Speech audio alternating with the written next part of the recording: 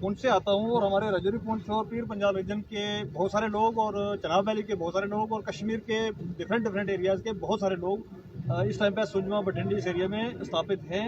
5-5 मरले 10-10 मरले ज़मीनें लेके मकान बनाए हैं उन्होंने। पहले तो इन लोगों का शुक्रिया जिन्होंने उनको उस टाइम पे, उस सख्ती का टाइम पे बसने दिया यहाँ पर लोगों को, क्योंकि वो एक दौर था हमने अपने घर जो है वो मिलिटेंसी में जलवा दिए हुए हैं, कुछ उड़ गए हुए हैं, कुछ इस तरीके से हो गया हुआ है। और आपके साथ से मैं यहाँ से कहना चाहूँगा कि जम्मू कश्मीर के एडमिनिस्ट्रेशन को, हमारी हिंदुस्तान की गवर्नमेंट को, कि सबसे अगर कोई बड़ा हिंदुस्तानी है तो वो ये लोग हैं जो माइग्रेट करके इन्होंने मिलिटेंसी को रिजेक्ट किया, इन्होंने सारी चीज़ों को रिजेक्ट करके हिंदुस्तान का झंडा उठा के आगे जम्मू में बैठे थे। ये लोग मशवरे से वहाँ से नहीं आए थे, ये इसलिए आए थे कि क्योंकि मिलिटेंटों की लिस्टें निकली थी, लिस्टें निकाल के इनको नॉमिनेट किया गया था कि लोगों को मारा जाए, तो वो लोग वहाँ से निकले, वो लोग यहाँ पर आगे बसे। और बाकी जहाँ पर जितने भी आपको इस टाइम पर जो पब्लिक दिख रही है, ये सारे के सारे वो लोग हैं जो लोग 100 साल से यहाँ पर रह रहे हैं। 1947 से पहले के लोग यहाँ पर रह रहे हैं। इन लोगों की सिर्फ एक गलती है, क्योंकि अनपढ़ता के कारण, गुर्बत के कारण 1953 के अंदर जब शेख साहब ने इसको किया था तो उस टाइम पर लोगों को रेगुलाइज कराना था। लेकिन आज तक भी इन लोगों को अगर किसी बुजुर्ग से हम पूछेंगे तो वो आज भी स्टेट लैंड को कहता है मेरी मालकी जमीन है। तो वो हमारे एक अनपढ़ता के कारण से, गुर्बत के कारण से नहीं करवा पाए। और उस गलती की सजा ये नहीं हो सकती आज के यहाँ पर कम से कम बठिंडी, चिवादी, सुजमा इस एरिया के अंदर कम से कम 5 लाख लोगों की पॉपुलेशन है इस टाइम पर। इन 5 लाख लोगों को घर से बेघर कर दे सरकार, सिर्फ एक गलती की वजह से कि वो जानते नहीं थे इस काम को। तो ये बहुत ही नाजायज होगा। हम आपकी विसाल से, एलजी एडमिनिस्ट्रेशन से, एलजी साहब से, यहाँ से होम मिनिस्टर साहब, क्योंकि इस टाइम पर जम्मू कश्मीर स्टेट जो हमारी है वो डायरेक्टली उनके अधीन में आती है, तो होम मिनिस्टर साहब से रिक्वेस्ट करते हैं, गुहार लगाते हैं कि जी इस तरीके का कोई न किया जाए जिससे लोग दरबदर हो जाएं। आपकी विसाल से हमें इतना ही कहना है। और दूसरी बात मैं यहाँ से बता दूं कि अगर ऐसा किया गया कि भाई आपने कोई हमारी गुहार नहीं सुनी गई, तो फिर हमारी लाशों के ऊपर से आप मशीन लेके आना, फिर हमारे घर गिरा देना, उससे पहले नहीं गिराना देना। सर, जब तक एडमिनिस्ट्रेशन की तरफ से आपको कोई आश्वासन नहीं मिलेगा तो आप प्रोटेस्ट को लेकर क्या कहेंगे? देखिए, आश्वासन की एक चीज़ और बता देता हूँ मैं कि इनके आश्वासन पे हमें भरोसा नहीं है, क्योंकि इन्होंने आश्वासन दिया था 370 जाने के बाद कि भाई आपकी जब स्टेट ये हो जाएगी तो आपकी यहाँ पर प्रोग्रेस होगी।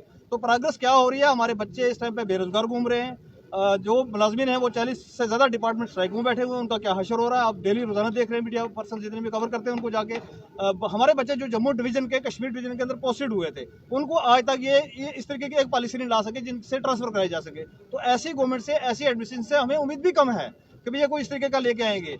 इनको अगर करना हो रेगुलेशन के लिए एक लेटर बनता है, नहीं बनाना आता है किसी को तो मैं अभी बना के टाइप करके आपको दे दूंगा।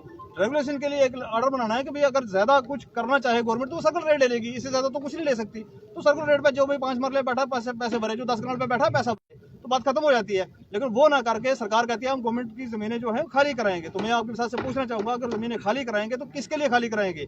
ये वो पक्के हिंदुस्तानी लोग हैं जो रजौरी पुंछ से आए हैं, ये वो पक्के लोग हैं जो चनाब वैली से आए हैं, ये वो पक्के लोग हैं जो कश्मीर से भाग के मिलिटेंसी को रिजेक्ट करके यहाँ पर आए हैं, और ये वो पक्के लोग हैं जिन्होंने 47 के अंदर अपने परिवार को, अपने बहुत सारे लोगों को खोया है और यहाँ पर आगे बैठे हैं। इनसे बड़ा हिंदुस्तानी तो मेरे को कोई नजर नहीं आता है कि जिसको आप लाके यहाँ इन जमीनों में बैठाएंगे और इनको यहाँ से खदेड़ के कहाँ भेजेंगे, वो जरा सरकार हमें बता। सरकार लोगों की है, सरकार हमारी है, हम सरकार के हैं, इसलिए सरकार को चाहिए ऐसे फैसले नहीं लेने चाहिए जिससे लोगों को नुकसान हो। सरकार को हमेशा चाहिए लोगों को राहत देने के लिए, लोगों के उनको फैसिलिटी होनी चाहिए सरकार की तरफ से।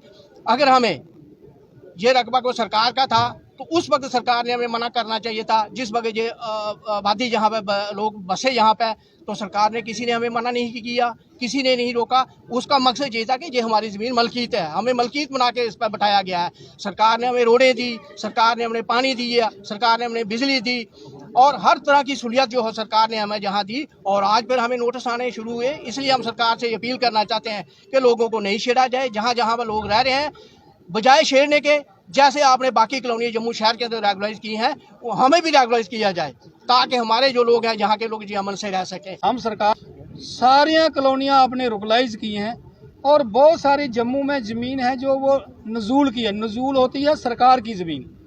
नजूल उसको इसलिए कहा जाता है, हमारे आम लोगों को पता नहीं है। नजूल इसलिए उसको कहा जाता है कि वो म्यूनसिपलिटी हदूद के अंदर होती है, इसलिए उसको वो नजूल में आ जाती है। तो आज ये हमारी जो ज़मीन है ये भी नजूल के अंदर है, क्योंकि यहाँ भी म्यूनसिपल कॉरपोरेशन का कारपोरेटर है। अगर सरकार ने यहाँ म्यूनसिपल इलेक्शन करवाई है, पंचायती इलेक्शनें करवा रही है, हमें रोड दी है, बिजली दिया है, पानी दिया है, हर चीज़ सरकार ने हमें दी है, तो फिर हम आज आप सरकार हमें कहेगी या हम आपके मकान तोड़ देंगे जी, आप यहाँ से निकल जाओ, तो ये तो कोई अच्छी बात है नहीं है। तो हम सरकार से, हमारे प्राइम मिनिस्टर जनाब नरेंद्र भाई मोदी जी, हमारे जो अमित शाह जी हैं, गृह मंत्रालय उनके पास है, उनके अंडर हमारी जम्मू कश्मीर ड्यूटी उनकी देख रेख में चल रही है।